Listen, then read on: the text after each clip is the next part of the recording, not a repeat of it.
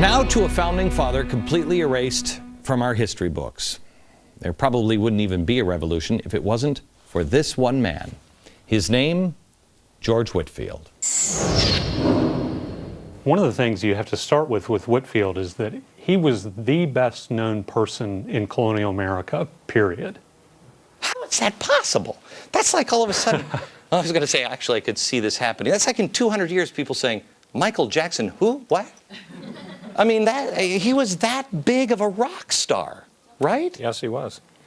I mean, it's the equivalent of someone saying that, you know, they've never heard of Billy Graham or something like that, right, for us not to know about Whitefield.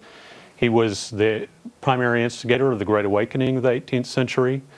He spoke to and was seen by far the most people in colonial America. I just want to set the scene a little bit. When he's young, he's over in England, and he's famous over in England first. He converts, he becomes a Methodist, but then he has kind of a really strained relationship with most of the preachers.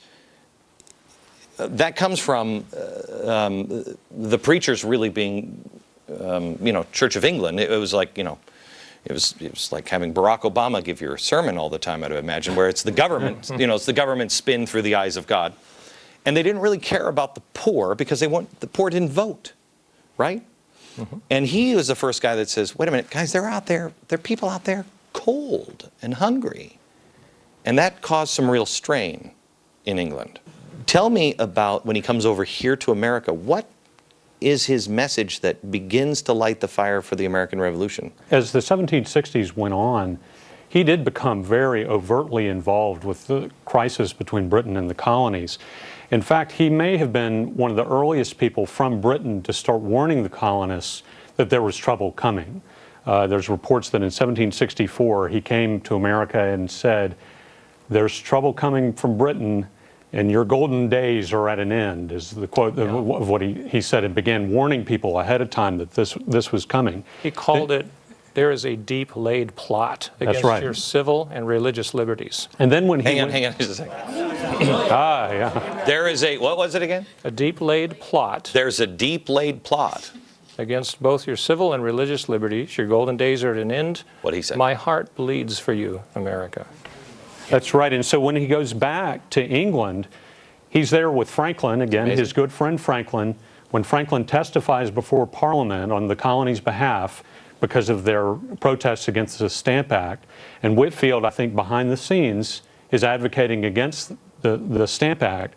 And by the time you get to Whitefield's passing in 1770, and on his last trip to America, he dies in Massachusetts, the funeral sermons by the colonial pastors are saying, he is largely to thank for the repeal of the Stamp Act.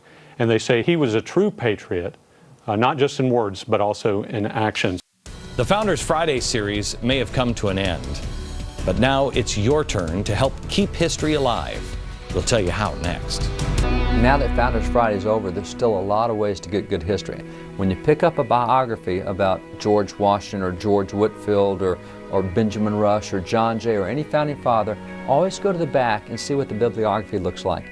And if it cites a bunch of modern books, don't buy it. Get a book that cites the old books, the books that have their writings in it. Our website at wallbuilders.com, we actually have a list of recommended reading items on Founding Fathers, so people can go buy them at the store or they can go online and read these books. One of the really fun things to do to help history come alive is not only read biographies, but go see it as it's lived out. So you go to Williamsburg, Virginia, and there at Williamsburg you get to see what colonial life was like, what it was for Patrick Henry and Jefferson and Washington. Or you jump over to, for example, Jamestown, and in Jamestown you see what the early landing was like in the early 1600s. Or you go up to Plymouth Plantation, see what it would have been like to live as a pilgrim in Massachusetts. So there's no reason for Founders Fridays to stop in a personal manner. We just keep feeding ourselves our history and our information that by and large we didn't get while we were in school. Like you just heard my good friend David Barton say, seek out the original documents of our founders. Read their own words. Read them to your children. Walk in their footsteps.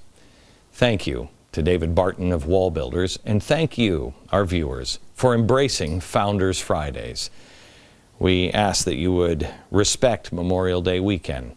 Have a good one. Enjoy it with your family. But remember what it's all about. The men and women in our armed forces. Godspeed. From New York, good night, America.